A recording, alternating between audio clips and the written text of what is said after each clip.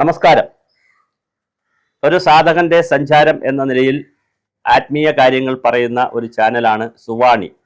ഇന്നലെ നമ്മൾ തുടങ്ങി, ഇന്ന് അതിൻ്റെ രണ്ടാം ഭാഗത്തിലേക്ക് കയറുകയാണ്. ഇത് വ്യത്യസ്ത വിഷയങ്ങൾ ജനങ്ങളെ, നമ്മുടെ ഇന്ത്യൻ സമൂഹത്തെയും ലോക സമൂഹത്തെയും പരിചയപ്പെടുത്തുക, ആത്മീയ വഴിയിലേക്ക് ചിന്തിപ്പിക്കുക എന്നുള്ളതാണ്. കാരണം എല്ലാവരിലും ഒരു ആത്മീയത നിലനിൽപ്പുണ്ട്. സകല മനുഷ്യരിലുമുള്ള ഒരു വസ്തുവാണ് ആത്മീയത. അതിൻ്റെ വിവിധ തലങ്ങൾ പരിചയപ്പെടുക എന്ന് മാത്രമാണ് ഈ ചാനലിലൂടെ നമ്മൾ ഉദ്ദേശിക്കുന്നത്. ഇന്നലെ നമ്മൾ പറഞ്ഞ ഒരു വിഷയത്തിൽ നിന്ന് മാറി പുരുഷാർത്ഥങ്ങളിലുള്ള ഏറ്റവും പ്രധാനപ്പെട്ട ഒരു വിഷയമാണ്, രണ്ടാമത്തെ ഒരു വിഷയമാണ്. പുരുഷാർത്ഥത്തിലുള്ളതല്ല, അല്ലാതെ അത് കഴിഞ്ഞാൽ രണ്ടാമത് വരുന്നൊരു പ്രധാന വിഷയമാണ് കർമ്മം. കർമ്മം എന്ന് പറഞ്ഞാൽ ആക്ഷൻ എന്ന് പറയുന്നതാണ് കുറച്ചുകൂടി നല്ലത്. നമ്മൾ വാക്കുകൊണ്ടോ, അതിൻ്റെ ഉൽപ്പത്തി എന്ന് പറയുന്ന സംസ്കൃത വാക്കാണ് അത് ചെയ്ത പ്രവൃത്തി എന്നുള്ള അർത്ഥത്തിൽ ആണ് വരുന്നത്. നമ്മൾ ചെയ്ത പ്രവൃത്തി എന്നോ, ചെയ്യുന്ന പ്രവൃത്തി എന്നോ, ചെയ്യാനുള്ള പ്രവൃത്തി എന്നോ, അങ്ങനെ എന്ത് വേണോ പറയാം.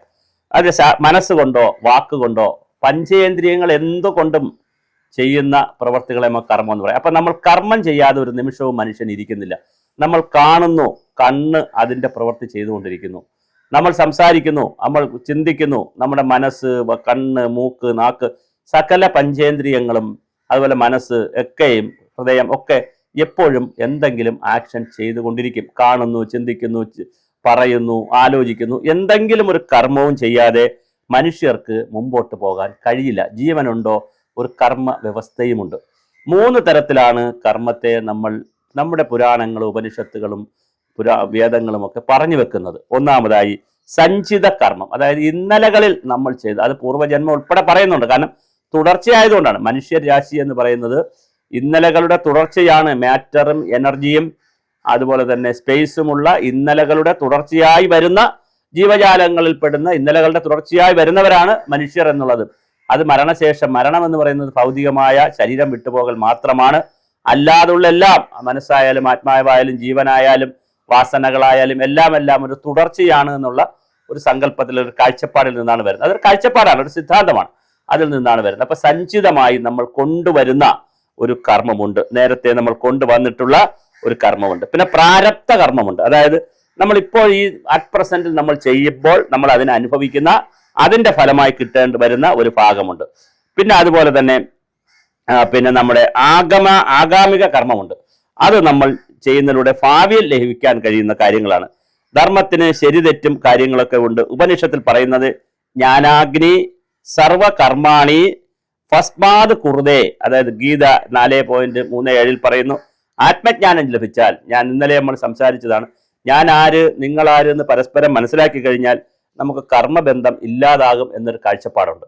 എന്ന് പറഞ്ഞാൽ നമ്മളിത് മനസ്സിലാക്കി കഴിഞ്ഞാൽ നാം ചിന്തിക്കുന്നതും പറയുന്നതും ഒക്കെ നമ്മളെ തന്നെയാണ് സൃഷ്ടിക്കുന്നത്, അല്ലാതെ മറ്റൊരാളിന് സൃഷ്ടിക്കുന്ന കഥയില്ല. അതുപോലെ തന്നെ ഇതിനകത്ത്, സംസ്കൃതത്തിനകത്ത് കർമ്മണ്യേ വാധികാരസ്ഥേ മാ ഫലേഷു കടാജന മാ കർമ്മഫല ഹേതുർഫൂർമ ദേ സംഘോ സ്ത്യ കർമ്മണി എന്ന് പറയുന്നത്. ഇതിന്റെ അർത്ഥം കർമ്മ, അതിനകത്തൊരു പ്രശ്നമുണ്ട്. ഇതും നിഷ്കാമ കർമ്മത്തെയും കൂടെയൊക്കെ കൂട്ടിച്ചേർത്തുകൊണ്ട് ആളുകൾ വേറൊരു അർത്ഥത്തിലേക്ക് കാര്യങ്ങൾ പറയുന്നുണ്ട്. അത് ശരിയല്ല എന്നുള്ളൊരു നിരീക്ഷണമാണ്, അല്ലെങ്കിൽ ഒരു വിലയിരുത്തലാണ് എനിക്കുള്ളത്. അത് ചിലപ്പോൾ പല ആചാര്യന്മാരും പല രൂപത്തിൽ പറയുമായിരിക്കും. ഞാൻ മനസ്സിലാക്കുന്നതും എനിക്ക് മനസ്സിലാക്കാൻ ഇഷ്ടവും, കർമ്മത്തിന് അവകാശമുണ്ട്. ഒരു കർമ്മം ചെയ്യുന്ന, എന്ത് ചെയ്യണം, എന്ത് കാണണം, എന്ത് കേൾക്കണം എന്നുള്ളതിന് എനിക്ക് അധികാരമുണ്ട്. മറ്റൊരാൾ തന്നെ ചൊടിപ്പിക്കണമെന്നില്ല, അല്ലെങ്കിൽ എനിക്ക് അധികാരമുണ്ട്. പക്ഷേ അതിന്റെ ഫലത്തിൽ എനിക്ക് അധികാരമില്ല. കാരണം അതിന്റെ റിസൾട്ട് വരുന്നത് എൻ്റെ അധികാര പരിധിക്ക് പുറത്തുള്ളതാണ്. എന്നോട് അധികാരം ചോദിച്ചിട്ടല്ല, ഇതാണോ താങ്കൾക്ക് തരേണ്ട റിസൾട്ട് എന്ന് ചോദിച്ചിട്ടല്ല കർമ്മത്തിന് ഫലം തരുന്നത്. അതുകൊണ്ട് തന്നെ കർമ്മത്തിന്റെ ഫലം നിശ്ചയിക്കുന്നിടത്താണ് പ്രധാനം. അത് സ്വാഭാവികമായി വരുന്നതാണ്. എല്ലാ കർമ്മത്തിനും ഫലമുണ്ട്. അത് പലതരത്തിലുള്ള ഫലങ്ങളാണ് നമുക്ക് കിട്ടുക. മാനസികവും ശാരീരികവും ഭൗതികവും സാമ്പത്തികവുമായിട്ടുള്ള പലതരത്തിലുള്ള അധികാരവും പലതരത്തിലുള്ള ഫലമായിട്ടാണ് നമുക്ക് കിട്ടുന്നത്. അതുകൊണ്ട് നമുക്ക് കർമ്മത്തിൽ നിന്ന് വിട്ടു നിൽക്കാനാകില്ല. നഹി കച്ചിത് ക്ഷണമപി ജാതു നിഷ്ഠത്യ കർമ്മകൃത് കാര്യതേ ഹ്യം വംശ കർമ്മ സർവ പ്രകൃതി ജൈർഗുണൈ. അതായത് ഒരാളും ഒരു നിമിഷം പോലും, ഒരു സെക്കൻഡ് പോലും കർമ്മം ചെയ്യാതിരിക്കാൻ കഴിയുന്നില്ല. പ്രകൃതി ഗുണങ്ങളാൽ എല്ലാവരെയും കർമ്മത്തിൽ ബന്ധിപ്പിച്ചിരിക്കുന്നു. പിന്നെ കുറേ കാര്യങ്ങളുണ്ട്. ജീവികൾ കർമ്മം കൊണ്ടാണ് ജനിക്കുന്നത് തന്നെ, കർമ്മം കൊണ്ട് തന്നെ ലയിക്കുന്നു. സുഖവും ദുഃഖവും ഭയവും ക്ഷേമവും എല്ലാം ഓരോരുത്തരുടെ കർമ്മഫലമാണ്. കർമ്മണാ ജായതേ ജന്തു, മനുഷ്യർ ജനിക്കുന്നത് കർമ്മം കൊണ്ടാണ്. അച്ഛന്റെ അമ്മയുടെ ഒക്കെ കർമ്മത്തിൽ നിന്നാണല്ലോ മക്കൾ ഉണ്ടാകുന്നത്.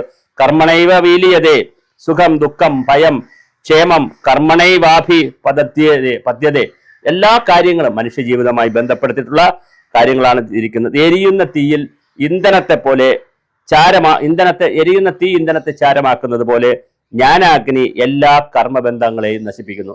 ജ്ഞാനാഗ്നി എന്ന് പറയുന്നത് ഞാൻ എന്തിനാണിത് ചെയ്യുന്നത്, ഞാൻ ആരാണ്, ഞാൻ ഇതിന്റെ ഫലത്തിൽ എനിക്ക് അധികാരമില്ലാത്തത് കൊണ്ട് തന്നെ അതിനെക്കുറിച്ച് ഞാൻ ബേജാറായി, അതിനെക്കുറിച്ച് ഞാൻ ടെൻഷൻ അടിച്ച് കാര്യങ്ങൾ ചെയ്യാതിരിക്കണ്ട എന്ന് പറയുന്ന ഒരു ആത്മജ്ഞാനം കിട്ടുന്ന ആളാണ് യഥൈ താംസി സമിദ്ധോ അഗ്നി ഫർമസ്മ ആത് കുരു തേർജുന ജ്ഞാനാഗ്നി സർവകർമാണി ഭസ്മസാത് കുരുതേ തഥാ.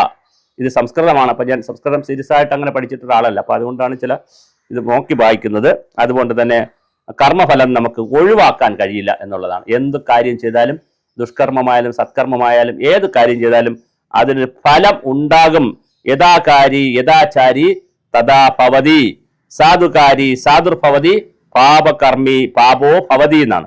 ഒരാൾ ചെയ്യുന്നത് പോലെയും പെരുമാറുന്നത് പോലെയും അവൻ തന്നെയായിത്തീരും. ഞാൻ എന്താണ് ഞാൻ ചെയ്യുന്നത് അതുതന്നെ ഞാനായിത്തീരും. ഞാൻ പഠിച്ചാൽ ജയിക്കും, ഞാൻ പരീക്ഷ എഴുതിയാൽ ജയിക്കും. അങ്ങനെ ഏത് കാര്യവും ഞാൻ എന്ത് ചെയ്യുന്നു അതിന്റെ തന്നെ റിസൾട്ടാണ് എനിക്ക് കിട്ടുന്നത്. നല്ലത് ചെയ്യുന്നവൻ നല്ലവനാകുന്നു, പാപം ചെയ്യുന്നവൻ അല്ലെ തെറ്റ് ചെയ്യുന്ന ആള് പാപത്തിലേക്കാകുന്നു. ഇങ്ങനെ പോകുന്ന വളരെ വളരെ വളരെ ഗൗരവമുള്ള ഒരു വിഷയമായിട്ടാണ് കർമ്മത്തെ കാണുന്നത്. ഇനി നിഷ്കാമ കർമ്മം എന്നൊരു വാക്കുകൂടി നമ്മൾ പലപ്പോഴും കേൾക്കാറുണ്ട്. എടോ, നീ നിഷ്കാമ കർമ്മം ചെയ്യണം, നീ എന്തിനാണ് ഇങ്ങനെ ഫലം ആഗ്രഹിക്കുന്നത്? ഞാൻ നേരത്തെ പറഞ്ഞു, ഫലത്തിൽ നമുക്ക് അധികാരമില്ലെന്നേ ഉള്ളൂ, ഫലമില്ല എന്നൊരർത്ഥം ഒരിടത്തും പറയുന്നില്ല. നിഷ്കാമം എന്ന് പറഞ്ഞാൽ കാമമില്ലാതെ എന്നാണ്. കാമമില്ലാതെ എന്ന് പറഞ്ഞാൽ കാമത്തിന് ഒരുപാട് അർത്ഥം ഞാൻ പറഞ്ഞു. രസം, ആർത്തി, അത്യാർത്തി, സംഗീതം, പാട്ട്, ഇങ്ങനെ ഒരുപാട് കാര്യങ്ങൾ കാമത്തിന് പറഞ്ഞു. നമുക്ക് നമ്മുടെ ശരീരത്തിലും മനസ്സിലും ഒക്കെ നവരസങ്ങൾ ജനിപ്പിക്കുന്ന ഒരുപാട് കാര്യങ്ങളെ നമുക്ക് കാമത്തിന്റെ വിഭാഗത്തിൽ കൊണ്ടുവരാൻ നിന്നാണ് നമ്മൾ മനസ്സിലാക്കിയതാണ്. അത് അങ്ങനെ ഒരു കാമവികാരാധിഷ്ഠനായി പ്രവർത്തികൾ ചെയ്യേണ്ട കാര്യമില്ല എന്ന് പറഞ്ഞാൽ അതിന്റെ അർത്ഥം ഫലമില്ലാത്ത കാര്യം ചെയ്യണമെന്നല്ല. ഈ പ്രപഞ്ചത്തിൽ നമ്മൾ എന്ത് ചെയ്തിട്ടുണ്ട്? ഞാൻ ഈ സംസാരിക്കുന്നതിനും എൻ്റെ വായു പുറത്തു വരുന്നതിനും എൻ്റെ ഉള്ളിലെ ചൂടും ഈ പുറത്തെ ചൂടുമായി സംവേദിക്കുമ്പോഴും എന്ത് സംഭവിക്കുമ്പോഴും ഞാനിങ്ങനെ കൈ ഇങ്ങനെ ആക്കുമ്പോഴും എന്ത് ചെയ്യുമ്പോഴും എല്ലാ കർമ്മത്തിനും ഒരു ഫലമുണ്ടാകും. അതുകൊണ്ടാണ് കർമ്മം ചെയ്യാനുള്ള അവകാശമുണ്ട്. ഫലത്തിൽ നീ ആസക്തനാകരുതെന്നാണ്. ഫലം ഇച്ഛിക്കരുതെന്ന് പറയുന്നില്ല. കർമ്മണ്യേ ബാധികാരിസ്തേ മാ ഫലേഷു കടാജന എന്ന് പറഞ്ഞാൽ നീ കർമ്മത്തിന്റെ ഫലത്തിൽ ആകൃഷ്ടനായിട്ട് നിന്റെ മനസ്സ് വ്യാകുലപ്പെട്ടു പോകരുത്. അല്ല, നീ ഒരു ഫലം കിട്ടാതെ കർമ്മം ചെയ്യണമെന്ന് ഒരാളും പറയാറില്ല. എന്ത് കാര്യം ചെയ്താലും അതിനൊരു ഫലം ഉണ്ടായിരിക്കും. ചിലപ്പോൾ അത് ഇമ്മീഡിയറ്റ് ആയിരിക്കും, ചിലപ്പോൾ ഡയറക്റ്റ് ആയിരിക്കും, ചിലപ്പോൾ ഇൻഡയറക്റ്റ് ആയിരിക്കും, ചിലപ്പോൾ ഭാവിയിലായിരിക്കും, ചിലപ്പോൾ നമ്മുടെ മരണം കഴിഞ്ഞിട്ടായിരിക്കും. എത്രയോ പേർക്ക് മരണാനന്തര ബഹുമതിയായിട്ട് എന്തെല്ലാം അവാർഡുകൾ കൊടുക്കുന്നു. പിന്നെ വലിയ വലിയ അവാർഡുകളൊക്കെ കൊടുക്കുന്നത് പത്മഭൂഷണും പത്മശ്രീയൊക്കെ മരണാനന്തര ബഹുമതിയായിട്ടാണ് കൊടുക്കുന്നത്. അപ്പോൾ കഴിഞ്ഞ കാലങ്ങൾ ജീവിച്ചിരുന്നപ്പോൾ ചെയ്തതിന്റെ ഫലത്തിന്റെ റിസൾട്ടാണത്. ഒരിക്കലും കിട്ടാതിരിക്കുന്ന ഒരു കാര്യമില്ല. ആസക്തി ഇല്ലാതെ അല്ലെങ്കിൽ ഒരു കാമത്തിന്റെ വിവിധ രൂപങ്ങളുള്ള ആസക്തി ഇല്ലാതെ കർത്തവ്യം നിർവഹിക്കണം എന്ന് മാത്രമാണ് അതിനകത്ത് പറയുന്നത്. അല്ലാതെ മറ്റൊരു കാര്യവും അതിനകത്ത് പറയുന്നില്ല. അതുപോലെ ആശങ്ക പാടില്ല. കർമ്മം ചെയ്യുമ്പോൾ അതിനകത്തൊരു ശുദ്ധി ആവശ്യമുണ്ട്. ബന്ധം നമുക്ക് ഒരിക്കലും ഒഴിവാക്കാൻ കഴിയില്ല. നമ്മൾ കർമ്മം ചെയ്താൽ ഒരു കർമ്മബന്ധം വരും അതിനകത്ത്. ആ ബന്ധത്തെ നമുക്ക് ഒരിക്കലും ഒഴിവാക്കാൻ കഴിയില്ല. കർമ്മബന്ധത്തെ നമുക്ക് ശമിപ്പിക്കാം. എങ്ങനെ? കർമ്മബന്ധം ഇല്ലാതിരിക്കത്തില്ല നമുക്ക്, പക്ഷെ അതിനെ ശമിപ്പിക്കാം. എങ്ങനെ? ജ്ഞാനത്തിലൂടെ ഒരു മോക്ഷമാർഗത്തെ കുറിച്ച് ചിന്തിച്ചാൽ, മോക്ഷം എന്ന് പറഞ്ഞാൽ അതിൽ നിന്ന് വിടുതലാണ്. ആ പറയുന്നതിൽ നിന്നുള്ള വിടുതലാണ്. അല്ലാതെ മോക്ഷം ഇന്നലെ നമ്മൾ പറഞ്ഞു, ആത്യന്തികമായി ശരീരത്തിൽ നിന്ന് ആത്മാവ് വിട്ടുപോകുന്ന മാത്രമല്ല, നമ്മുടെ കർമ്മബന്ധത്തിൽ നിന്ന് ജ്ഞാനം കിട്ടി അതിൽ നിന്നൊരു മോക്ഷം കിട്ടുന്ന അവസ്ഥയിലേക്ക് പോയാൽ തീർച്ചയായിട്ടും നമുക്ക് എന്ത് ചെയ്യാൻ പറ്റും? ഫലപ്രതീക്ഷ ഇല്ലാതെ തന്നെ നമുക്ക് വളരെ കൃത്യമായി എന്തിലേക്ക് പോകാൻ പറ്റും?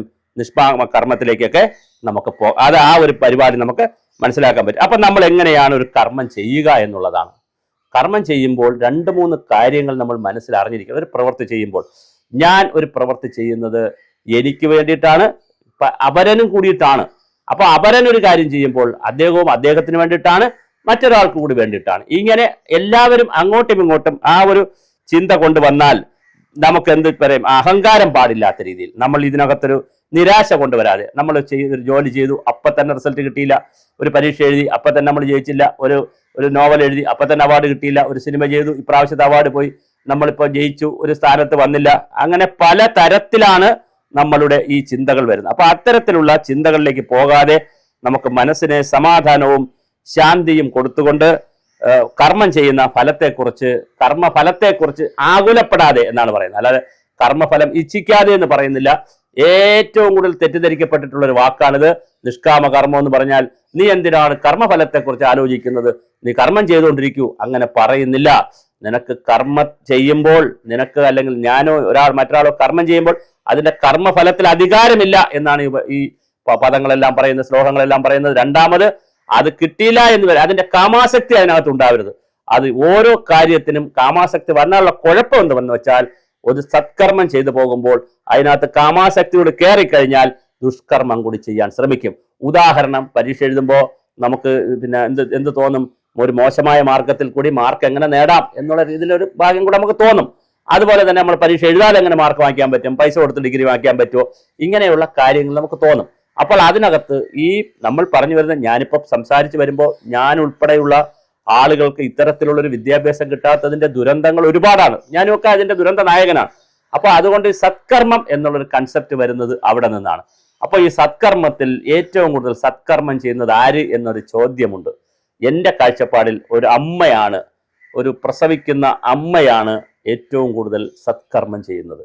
തൻ്റെ കുഞ്ഞിനെ പ്രസവത്തിലെ അമ്മ വയറ്റിലേക്ക് ഏറ്റുവാങ്ങുന്ന നിമിഷം മുതൽ, അതായത് കുഞ്ഞായി ജനിക്കുന്ന നിമിഷം മുതൽ ആ കുഞ്ഞിനെ വളരെ ശുദ്ധിയോടുകൂടി എല്ലാ ആയുരാരോഗ്യത്തോടുകൂടി കുഞ്ഞിനെ പ്രസവിക്കാൻ ശ്രമിക്കുകയും കുഞ്ഞ് പുറത്തു വരികയും ചെയ്യുമ്പോൾ ഒരുപാട് ത്യാഗങ്ങളുടെ, അമ്മയുടെ ത്യാഗമാണ് മക്കളുടെ ജീവിതം. അത് അറിഞ്ഞിരിക്കണം. ഇന്നത്തെ കുട്ടികൾ വളരെ കൃത്യമായി അറിഞ്ഞിരിക്കണം. തൻ്റെ അമ്മയുടെ ത്യാഗമാണ് താൻ. ചിലപ്പോൾ വലുതാകുമ്പോൾ അമ്മ നമ്മളെ നോക്കിയില്ല എന്ന് വരും, അമ്മ നമ്മളോട്ട് വഴക്കുണ്ടാക്കും, എല്ലാം സംഭവിക്കും, വഴക്ക് പറയും. പക്ഷേ മക്കൾ അറിഞ്ഞിരിക്കേണ്ടത്, കുഞ്ഞുങ്ങൾ അറിഞ്ഞിരിക്കേണ്ടത്, അമ്മയുടെ കർമ്മഫലത്തിന്റെ ബാക്കി പത്രമാണ് നമ്മൾ. അമ്മ പ്രസവം ചെയ്ത് ഏറ്റവും വലിയ ത്യാഗത്തിന്റെ അല്ലെങ്കിൽ ഏറ്റവും പരിശുദ്ധമായ ഒരു കർമ്മത്തിന്റെ ഭാഗമാണ് പ്രസവം. ത്യാഗമെന്ന് ഞാൻ പറയുന്നില്ല, ഒരു പ്രസവിക്കാനുള്ള കഴിവ്. അത് കഴിഞ്ഞ് കുഞ്ഞുങ്ങൾ പുറത്തു വന്നാൽ അവരെ ചെറിയ പ്രായം മുതൽ നിങ്ങൾ ശ്രദ്ധിച്ചു നോക്കുക. വീട്ടിൽ വസ്തുക്കൾ കുറഞ്ഞു പോയാൽ, ഒരു പോഷകാഹാരം കുറഞ്ഞു പോയാൽ, പാല് കുറച്ചേ ഉള്ളെങ്കിൽ, പഞ്ചസാര കുറച്ചേ ഉള്ളെങ്കിൽ, മുട്ട കുറച്ചേ ഉള്ളെങ്കിൽ, എന്തായിക്കോട്ടെ, ഒരു പാചകം ചെയ്യുമ്പോൾ അതിന് എന്തെങ്കിലും കുറച്ച് സാധനം വന്നിട്ടുള്ളെങ്കിൽ അത് അമ്മയാണ് പലപ്പോഴും അവിടെ സഹിക്കേണ്ടി വന്നിട്ട് മക്കൾക്കൊക്കെ കൊടുക്കുന്നത്, ഭർത്താവിനും മക്കൾ. അപ്പോൾ വേറൊരു തലത്തിലേക്കാണ് ഈ സിദ്ധാന്തമൊക്കെ പോകുന്നത്. അപ്പോൾ തീർച്ചയായിട്ടും നമ്മളുടെ ചിന്താമണ്ഡലം പോകേണ്ടത് എവിടെ? എന്തിനാണ് നമ്മൾ സുവാണി ചാനൽ ശ്രമിച്ചിരിക്കുന്നത്? അല്ലെങ്കിൽ ഈ ആത്മീയ കാര്യങ്ങൾ നമ്മൾ എന്തിനാണ് പഠിക്കുന്നത് നമ്മുടെ നിത്യജീവിതത്തിൽ, നമ്മുടെ ഭൗതിക ജീവിതത്തിൽ, അല്ലാതെ 70 വയസ്സ് വരെ 60 വയസ്സ് വരെ ജീവിച്ചിട്ട് പിന്നെ ഒരു സന്യാസ ജീവിതം പോലെ ഇതെല്ലാം ഉപേക്ഷിച്ചിട്ട് എനിക്കിതൊന്നും വേണ്ട എന്ന് പറഞ്ഞ് കാവ്യ വസ്ത്രം ധരിച്ചോ അല്ലെങ്കിൽ താടി വളർത്തിയോ ഏതെങ്കിലുമൊക്കെ തരത്തിൽ കുറെ കൂടി എന്താ നോൺ വെജിറ്റേറിയനൊക്കെ ഉപേക്ഷിച്ച് വെജിറ്റേറിയനൊക്കെ ആയി പിന്നെ ഗീതയും രാമായണവും ഒക്കെ കയ്യിലെടുത്ത് അതുവരെ ജീവിച്ച ദുഷ്ടത്തരമെല്ലാം കളഞ്ഞിട്ട് പോകുന്ന ആ ഒരു ഭാഗമല്ല നമ്മൾ പറയുന്നത്. വളരെ കുട്ടിനാൾ മുതൽ, ജനിക്കുന്ന നാളുകൾ മുതൽ സത്കർമ്മങ്ങൾ ചെയ്യുന്നതിന് വേണ്ടി, അമ്മയിൽ നിന്ന് പാഠങ്ങൾ പഠിക്കുന്നതിന് വേണ്ടി, അമ്മയാകുന്ന ത്യാഗം എന്തെന്നറിയുന്നതിന് വേണ്ടി, അച്ഛനാകുന്ന സത്യം എന്തെന്നറിയുന്നതിന് വേണ്ടി, അമ്മയാകുന്ന സത്യം എന്തെന്നറിയുന്നതിന് വേണ്ടി, അങ്ങനെ ഓരോ കർമ്മങ്ങളും ചെയ്ത് ഓരോ പീരീഡും എപ്പോഴും സത്കർമ്മങ്ങൾ ചെയ്യുന്ന, നല്ല കർമ്മങ്ങൾ ചെയ്യുന്ന ആളുകളായി മാറുക എന്നുള്ളതാണ് കർമ്മ സിദ്ധാന്തം നമ്മെ പഠിപ്പിക്കുന്നത്. അതുകൊണ്ടാണ് സഞ്ചിത കർമ്മം ഉണ്ട്. ഇന്നലകളിൽ അല്ലെ കഴിഞ്ഞ ജന്മത്തിൽ, മുൻകാലങ്ങളിൽ നിങ്ങൾ ചെയ്തു കൂട്ടി വെച്ചതിൻ്റെയൊക്കെ ഒരു ഫലം മുമ്പോട്ട് കൊണ്ടുപോകും, നിങ്ങളെ വലിച്ചുകൊണ്ട് പോകും. നിങ്ങളുടെ മനസ്സിൽ വാസനകളായി കിടക്കും. നമ്മൾ ഇന്നലെ ചെയ്തൊരു തെറ്റിന്റെ വാസന ഇന്ന് നമ്മുടെ മനസ്സിൽ കിടക്കും. നമുക്ക് എന്തെങ്കിലും ശീലമുണ്ടെങ്കിൽ ആ ശീലത്തെ ഒരു വാസനയായി മാറും. വാസനയായി മാറിയാൽ നമ്മുടെ മനസ്സിൽ അത് കിടക്കും. അതിൻ്റെ ഒരു ഫലം പിന്നെ നമുക്ക് കിട്ടിക്കൊണ്ടേയിരിക്കും. അപ്പോൾ അത് ദോഷമാണെങ്കിലും കിട്ടും, നല്ലതാണെങ്കിലും കിട്ടും. അപ്പോൾ അതുകൊണ്ടാണ് പറയുന്നത്, കർമ്മം എന്ന് പറയുന്നത്, കർമ്മത്തിനകത്ത് വളരെ കൃത്യമായ ഒരു പരിശുദ്ധി മനുഷ്യന് ആവശ്യമുണ്ട്. ആ പരിശുദ്ധി നേടുന്നത് എങ്ങനെ എന്നുള്ളതാണ് ഇന്ത്യൻ സനാതന ധർമ്മം പറയുന്നത്. ആ പരിശുദ്ധി നേടുന്നത്, അത് എല്ലാ അർത്ഥത്തിലും ശുദ്ധി ആവശ്യമുണ്ട്. വിമർശനം ആവാം. വിമർശനം എന്ന് പറഞ്ഞാൽ അതിൻ്റെ അർത്ഥം മറ്റൊരാളിനെ തെറി പറയലല്ല. നമ്മൾ ഒരു പ്രസ്ഥാനങ്ങളെ വിമർശിക്കും, ആളുകളെ വിമർശിക്കും, ആളുകളുടെ പ്രവർത്തികളെ വിമർശിക്കും. അതും ഒരു കർമ്മമാണ്. മറ്റൊരാളിനെ വിമർശിച്ചപ്പോൾ കുഞ്ചൻ നമ്പ്യാരുടെ ചെയ്തിരുന്ന ഏറ്റവും വലിയ കർമ്മം എന്താണ്? എം കൃഷ്ണൻ നായർ സാർ ചെയ്തിരുന്നത് എന്താണ്? അല്ലെങ്കിൽ പിന്നെ നമ്മുടെ എം എൻ വിജയ മാഷൊക്കെ ചെയ്തിരുന്നത് ഒരു സമൂഹത്തിൽ നന്മ കൊടുക്കുന്നതിന് വേണ്ടി ഒരുപാട് വിമർശനാത്മകമായ കാര്യങ്ങൾ പറയുക എന്നുള്ളതാണ്. അതും അവരുടെ ഒരു കർമ്മമാണ്. പക്ഷെ അതിനൊരു പരുഷമായ വ്യക്തിപരമായ അശ്ലീലങ്ങളും ആക്ഷേപങ്ങളും അല്ല അവർ പറയുന്നത്. അവർ പറയുന്നത് ഇഷ്യൂവിനെ ബേസ് ചെയ്തിട്ടാണ്. ഒരാളിനെ കുറിച്ച് പറയുമ്പോൾ ആൾ ചെയ്ത പ്രവൃത്തിയെ ബേസ് ചെയ്തിട്ടാണ്, അല്ല വ്യക്തിയല്ല പറയുന്നത്. ആ തരത്തിൽ നമ്മളുടെ കർമ്മത്തിൻ്റെ ഒരു കർമ്മശുദ്ധിയെക്കുറിച്ചും കർമ്മത്തിന്റെ ദോഷഫലങ്ങളെക്കുറിച്ചുമൊക്കെ നമ്മൾ ഒന്ന് അറിഞ്ഞിരുന്നാൽ നമ്മൾ കുറെ കൂടി സത്കർമ്മം ചെയ്യുന്ന ആളുകളായി മാറും. നമ്മൾ ഇന്നലെ തന്നെ പറഞ്ഞിരുന്നു, ഓരോരുത്തർക്കും ഓരോ തരത്തിലുള്ള കർമ്മമുണ്ട്. പിന്നെ അധ്യാപകന്റെ കർമ്മമുണ്ട്. അത് ധർമ്മത്തിൽ അധിഷ്ഠിതമായി ചെയ്യണമെന്നാണ്. ഇന്നലെ ധർമ്മത്തെക്കുറിച്ചാണ് ഈ വീഡിയോകൾ പലതും നിങ്ങൾ പരസ്പര ബന്ധിതമായി കണ്ടാലാണ് കൂടുതൽ മുമ്പോട്ട് പോകാൻ കഴിയുക. അപ്പോൾ ധർമ്മത്തിൽ അധിഷ്ഠിതമായ ഒരു കർമ്മം നമുക്ക് എങ്ങനെ ചെയ്യാൻ പറ്റും? ധർമ്മം എന്ന് പറയുമ്പോൾ സത്യം, നീതി, ന്യായം ഇതെല്ലാമുള്ള കർമ്മമാണ്. ഇപ്പോൾ കുഞ്ഞാണെങ്കിൽ കുഞ്ഞിനൊരു കർമ്മമുണ്ട്, അല്ലെങ്കിൽ നിശ്ചയിക്കപ്പെടുന്ന കർമ്മമുണ്ട്. അധ്യാപകനൊരു കർമ്മമുണ്ട്, പിന്നെ രാജാവിനൊരു കർമ്മമുണ്ട്, പിന്നെ ഭരണാധികാരികൾക്കുണ്ട്. എല്ലാവർക്കും ഓരോ കർമ്മമുണ്ട്. നിശ്ചയിക്കപ്പെടുന്ന കർമ്മമുണ്ട്, നമ്മൾ ഏറ്റെടുക്കുന്ന കർമ്മമുണ്ട്, സമൂഹം നമ്മളെ ഏൽപ്പിക്കുന്ന കർമ്മവുമുണ്ട്. പലതരത്തിൽ കർമ്മമുണ്ട്. സമൂഹം ഇപ്പോൾ ഉദാഹരണം പറഞ്ഞാൽ നമ്മളൊരു അധ്യാപകന് ശമ്പളം കൊടുത്ത് സർക്കാർ വെച്ചിരിക്കുകയാണെങ്കിൽ അവരുടെ ഒരു കർമ്മം സർക്കാർ ഏൽപ്പിച്ചിരിക്കുകയാണ്, പഠിപ്പിക്കുക എന്നൊരു കർമ്മമുണ്ട്.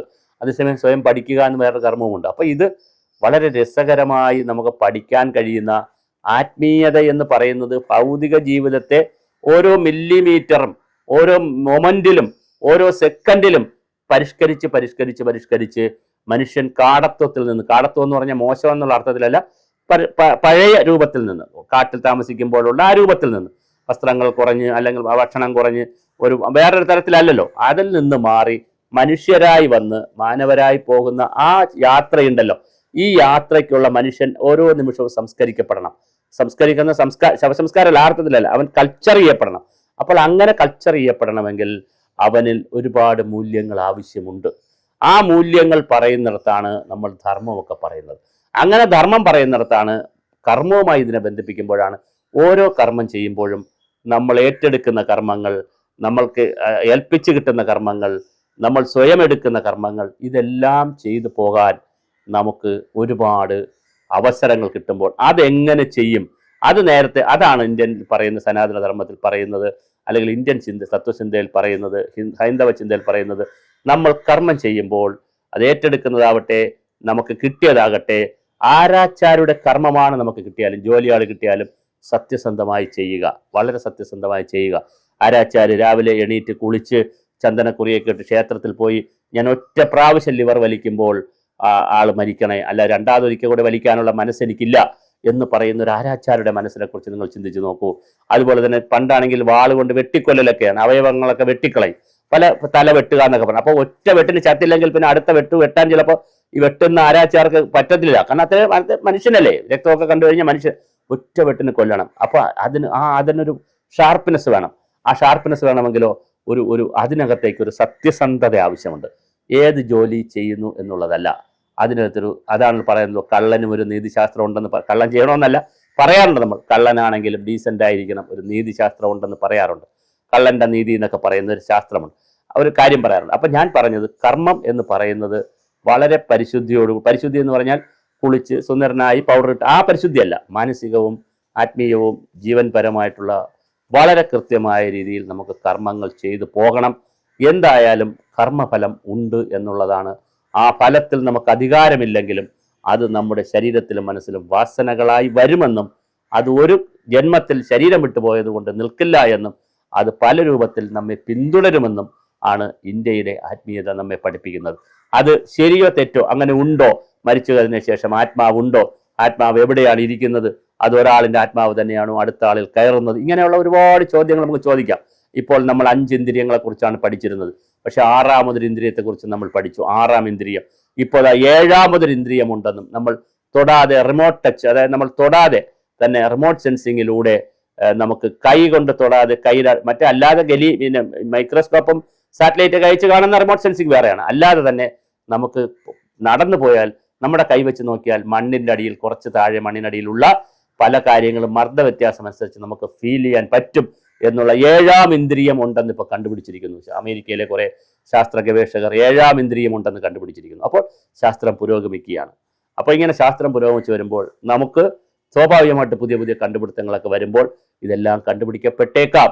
നമ്മുടെ പിന്നെ ആളുകളുടെ ജീവൻ ആത്മാവ്, അതുപോലെ തന്നെ മറ്റ് ഈ പറയുന്ന കാര്യങ്ങളൊക്കെ, സോൾ എന്നൊക്കെ പറയുന്ന കൺസെപ്റ്റൊക്കെ ഇപ്പോൾ പലരും അംഗീകരിച്ചു വരുന്ന ഒരു കാലത്തിലൂടെയാണ് നമ്മൾ പോകുന്നത്. അത് പറയുമ്പോഴും ഇപ്പോഴും നമുക്ക് ഒരുപാട് അജ്ഞാതമായിട്ടുള്ള പലതുമുണ്ട്. എന്നാൽ ഞാൻ ഈ പറയുന്നത് ശാസ്ത്രത്തിനെതിരായിട്ട് നിൽക്കാനോ അല്ലെ ശാസ്ത്രം കൊണ്ട് വെല്ലുവിളിക്കാനോ ഉള്ള വിഷയങ്ങളായിട്ടല്ല. ഭാരതത്തിൽ സനാതന ധർമ്മം പരിശോധിക്കുമ്പോൾ, വേദങ്ങൾ പഠിക്കാൻ ശ്രമിക്കുമ്പോൾ, ഉപനിഷത്തുകൾ മനസ്സിലാക്കാൻ ശ്രമിക്കുമ്പോൾ ഇങ്ങനെയൊരു കാഴ്ചപ്പാട് കിടപ്പുണ്ട്. കർമ്മത്തിൽ, പ്രത്യേകിച്ച് കർമ്മം ചെയ്യുമ്പോൾ കർമ്മത്തിന്റെ ഫലം കൂടി നമുക്ക് അനുഭവിക്കേണ്ടി വരും. ആ കർമ്മഫലത്തിൽ നമുക്ക് അധികാരമില്ലാത്തതുകൊണ്ട്, അല്ലെങ്കിൽ നമ്മളൊരു ദുഷ്പ്രവൃത്തി ചെയ്തിട്ട് അതിന്റെ ഫലം സത്പ്രവൃത്തിയായിട്ട് നമുക്ക് മാറ്റിയെടുത്താൽ മതിയല്ലോ, അധികാരമുണ്ടെങ്കിൽ. പക്ഷെ അത് കഴിയുകയില്ല.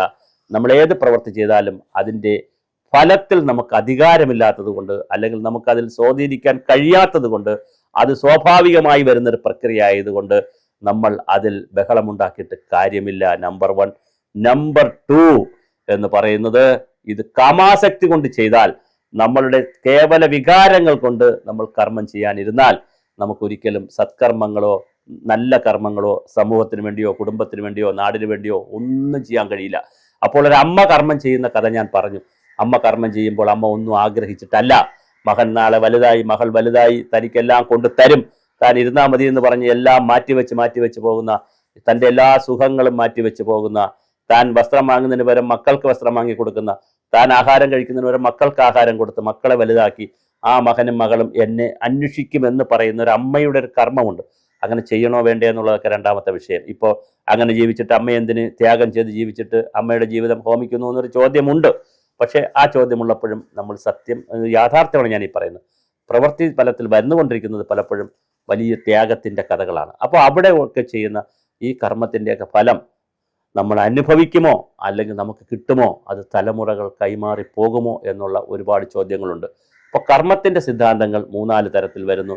ഇതും നിങ്ങൾ അറിഞ്ഞിരിക്കണം. അപ്പം നമ്മൾ ഈ ഭൂമിയിൽ ജീവിക്കുമ്പോൾ നമ്മളുടെ ഓരോ പ്രവൃത്തിയും ഒരു കർമ്മത്തിൻ്റെ സിദ്ധാന്തത്തിനകത്ത് നിർത്തിക്കൊണ്ട് ചിന്തിച്ച് നോക്കൂ, എത്ര മനോഹരമായിരിക്കും. കാരണം അങ്ങനെയാണെങ്കിൽ ഈ നമ്മുടെ ദുഷ്പ്രവർത്തികൾ ചെയ്യുമോ, നമ്മൾ അങ്ങനെയാണെങ്കിൽ നമ്മുടെ കുട്ടികൾ കഞ്ചാവ് വലിക്കുമോ, നമ്മുടെ കുട്ടികൾ ലഹരി പദാർത്ഥം, കാരണം അങ്ങനെ ചെയ്യുന്ന കർമ്മത്തിന് ഒരു ഫലമുണ്ട്. അത് നല്ല ഫലമല്ല, ദുഷ്ഫലമാണ് എന്ന് മനസ്സിലാക്കിയാൽ, മദ്യപിച്ചാൽ ശരീരത്തിന് കിട്ടുന്നൊരു ദുഷ്ഫലമാണ് എന്ന് മനസ്സിലാക്കിയാൽ, നമ്മളൊരു തെറ്റ് ചെയ്താൽ അതിൻ്റെ ദുഷ്ഫലമുണ്ടെന്ന് മനസ്സിലാക്കിയാൽ നമ്മൾ സത്കർമ്മങ്ങളിലേക്ക് പോകില്ലേ, ദുഷ്കർമ്മങ്ങൾ ചെയ്യുമോ? ഇതാണ് നമ്മൾ പഠിക്കേണ്ട ആത്മീയത. അല്ലാതെ ഇതൊക്കെ ദൈവത്തിൻ്റെ അടുത്ത്, ദൈവവും പിന്നെ അതുപോലെ തന്നെ പിശാചും പ്രേതവും എന്നൊക്കെ പറഞ്ഞ് വേറൊരു തലത്തിലേക്ക് മാറി, ദൈവം നമ്മളിൽ നിന്ന് മാറി നിൽക്കുന്ന ഒരു വസ്തുവാണെന്നൊക്കെ മനസ്സിലാക്കി നമുക്കെന്തോ തരുന്ന ആളാണെന്നൊന്നും പഠിക്കാതെ, നമ്മളിലുള്ള ആത്മാംശത്തിൻ്റെ ഭാഗമാണെന്നുള്ള ഒരു ആത്മജ്ഞാനം നമുക്കുണ്ടാക്കിയെടുത്താൽ തീർച്ചയായിട്ടും നമുക്ക് ഒരുപാട് മുന്നോട്ട് പോകാൻ പറ്റും, സത്കർമ്മങ്ങൾ ചെയ്യാൻ പറ്റും. അങ്ങനെ സത്കർമ്മങ്ങൾ ചെയ്യുന്ന ഒരു സമൂഹമായി നമ്മൾ മാറി എല്ലാവരും അങ്ങനെ ഒന്ന് ചിന്തിച്ചാൽ, അപ്പോൾ വേണ്ടത് എന്താണ്? കർമ്മത്തിന് മുമ്പേ വേണ്ടത് ജ്ഞാനമാണ്. ജ്ഞാനമാണ് വേണ്ടത്. എന്താണ് ജ്ഞാനം? ഞാൻ ആരാണ്, ഞാൻ എന്താണ് ചെയ്യേണ്ടത്, എൻ്റെ സാധ്യത എന്ത്, എൻ്റെ പരിമിതി എന്ത്, എൻ്റെ വിപുലീകരണം എന്ത്, എൻ്റെ ക്യാൻവാസ് എന്ത്, ഇതെല്ലാം അറിഞ്ഞിരിക്കണം. അത് ഭൗതികമായി അറിഞ്ഞിരിക്കണം, ആത്മീയമായി അറിഞ്ഞിരിക്കണം, ജീവന്റെ പരമായി അറിഞ്ഞിരിക്കണം, എല്ലാ അർത്ഥത്തിലും ഞാൻ അറിഞ്ഞിരിക്കണം. അങ്ങനെ അറിഞ്ഞാൽ എനിക്ക് ജ്ഞാനം കൂടുതൽ ഉണ്ടാകും. ഞാനും പ്രകൃതിയുമായുള്ള ബന്ധം അറിഞ്ഞിരിക്കണം, ഞാനും ഈ പരകോടികളുമായിട്ടുള്ള ബന്ധം അറിഞ്ഞിരിക്കണം, ഈ പ്രപഞ്ചവുമായുള്ള ബന്ധം അറിഞ്ഞിരിക്കണം. അതിലൂടെ ജ്ഞാനം കിട്ടും എനിക്ക്. ആ ജ്ഞാനത്തിലൂടെയാണ്, അതാണ് ആദ്യത്തെ ഋഗ്വേദത്തിൽ പറയുന്ന കഥകളൊക്കെ അല്ലെങ്കിൽ ശ്ലോകങ്ങളൊക്കെ. അത് കഴിഞ്ഞാൽ നമ്മൾ കർമ്മത്തിലേക്ക് പോകണം, ആ ജ്ഞാനത്തിൽ നിന്ന് കർമ്മത്തിലേക്ക് പോകണം. അപ്പോൾ അതിൻ്റെ ഒരു ഭാഗമാണ് നമ്മൾ ഇന്ന് ചർച്ച ചെയ്യുന്നത്. നമുക്ക് വീണ്ടും ഇത്തരം വിഷയങ്ങൾ ചർച്ച ചെയ്യണം. 2 കാര്യങ്ങളാണ് ഈ ചാനലിലൂടെ ഉദ്ദേശിക്കുന്നത്. ഒന്ന്, ഇത് കുറച്ചങ്ങോട്ട് പോകുമ്പോൾ കുറച്ചൊരു തത്വശാസ്ത്രങ്ങളൊക്കെ പറഞ്ഞു പോകുമ്പോൾ, തത്വചിന്തകളൊക്കെ കഴിയുമ്പോൾ സ്വാഭാവികമായിട്ട് നമ്മൾ കഥകൾ പറയും, മോട്ടിവേഷൻ കാര്യങ്ങൾ പറയും. നമുക്ക് ആനന്ദിച്ച് കൂടുതൽ ജ്ഞാനം കൂടുതൽ കിട്ടി അതിലൂടെ നല്ല കർമ്മം ചെയ്ത് നമുക്ക് എന്തിലേക്ക് പോകണം? ആനന്ദത്തിലേക്ക് പോകണം, ഒരു സ്ഥായിയായ ആനന്ദത്തിലേക്ക് പോകണം. ഇതാണ് നമ്മുടെ ലക്ഷ്യം. അപ്പോൾ അതിനേക്കുള്ള ഒരു യാത്രയാണ്. അതിലേക്ക് നിങ്ങളെല്ലാവരെയും ഞാൻ വീണ്ടും ഈ യാത്രയിലേക്ക് ക്ഷണിക്കുന്നു. ഇതൊരു അന്വേഷണമാണ്, കൂട്ടായുള്ള അന്വേഷണമാണ്. ഈ അന്വേഷണത്തിൽ നമ്മൾ ചെയ്യുന്നത്, ഇന്നലകളിൽ നമ്മുടെ ഋഷിവരന്മാർ, നമ്മുടെ ആചാര്യന്മാർ, നമ്മുടെ ഗുരുക്കന്മാർ, നമ്മുടെ ഇന്നലെ വരെ ചെയ്തു വച്ച് പോയവരൊക്കെ ചെയ്തതിൻ്റെ ശരി തെറ്റുകൾ നമുക്ക് മനസ്സിലാക്കിയെടുക്കുക എന്നുള്ളതാണ് ഏറ്റവും പ്രധാനം. അതിൽ നിന്ന് തെറ്റുകളെയെല്ലാം കളഞ്ഞിട്ട് കൂടുതൽ ശരിയിലേക്ക് നമ്മൾ പോകും. ഞാൻ വീണ്ടും പറയുന്നു, നമുക്കൊരു ഫലം കിട്ടിയാൽ അതിനകത്ത് ചെറിയൊരു കേടുണ്ടെങ്കിൽ ആ കേടായ ഭാഗം ചെത്തിക്കളഞ്ഞിട്ട് നമുക്ക് കഴിക്കാം. പക്ഷേ ആ കേടായ ഭാഗത്ത് ഇല്ലെങ്കിൽ നല്ലത്, മൊത്തം നല്ല ഫലമാണെങ്കിൽ നല്ലത്. പക്ഷേ അതേസമയം കേടായ ഒരു ഫലം, ഇത് കേടാണല്ലോ എന്ന് വിചാരിച്ച് ചിന്തിച്ചിരിക്കാതെ കേടായ ഭാഗം നമുക്ക് കളഞ്ഞ് ഉപേക്ഷിച്ചിട്ട് ബാക്കി ഭാഗത്തെക്കുറിച്ച് ചിന്തിക്കാം. എന്ന് പറഞ്ഞ പോലെ മനുഷ്യരിൽ നന്മയും തിന്മയും ഒക്കെ എപ്പോഴുമുണ്ട്. നന്മയുള്ള ഭാഗത്തെ നമ്മൾ വളർത്തുക, തിന്മയെ നമുക്ക് കട്ട് ചെയ്ത് കളയുക. ഇതാണ് ഇന്ത്യൻ സനാതന ധർമ്മവും ഇന്ത്യൻ ആത്മീയതയും ഈ ലോകത്തോട് പറയുന്നത്. അതിൻ്റെ ഏറ്റവും വലിയൊരു സിദ്ധാന്തമാണ്, ഏറ്റവും വലിയൊരു കാഴ്ചപ്പാടാണ് കർമ്മസിദ്ധാന്തം. ഞാൻ ഈ പറഞ്ഞതുപോലെ കർമ്മത്തെ നിങ്ങൾ കൂടുതൽ പഠിക്കുക. ഞാൻ പറയുന്നത് കേട്ടുകൊണ്ട്, എൻ്റെ ഈ വീഡിയോ കണ്ടുകൊണ്ട് ശരി ഇനി സുഭാഷ് ചന്ദ്രബോസ് പറഞ്ഞതെല്ലാം ശരിയാണ് എന്ന് നിങ്ങൾ ഇരിക്കരുത്. നിങ്ങളും ജ്ഞാനം തേടുന്നവരാകണം. അതിനുള്ള പ്രാഥമികമായ കാര്യങ്ങളാണ്, ബാലപാഠങ്ങളാണ് ഇതിലൂടെയൊക്കെ നിങ്ങൾക്ക് പറഞ്ഞു തരുന്നത്.